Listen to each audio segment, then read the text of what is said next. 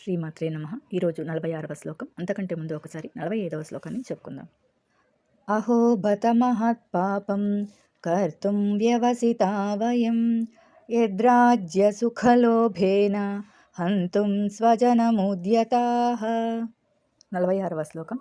ఏది మామ ప్రతీకారం అశస్త్రం శస్త్రపాణయః ధార్తరాష్ట్రారణే హన్యుః తన్మే క్షేమతరం భవేత్.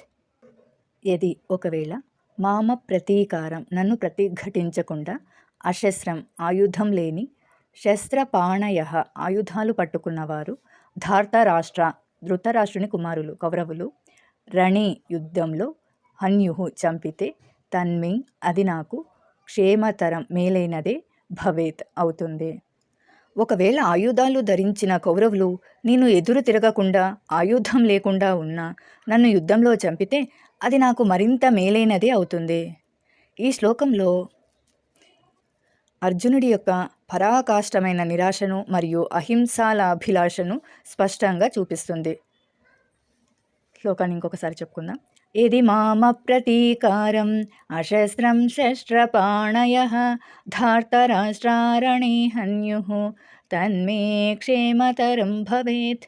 47వ శ్లోకాన్ని రేపు చెప్పుకుందాం.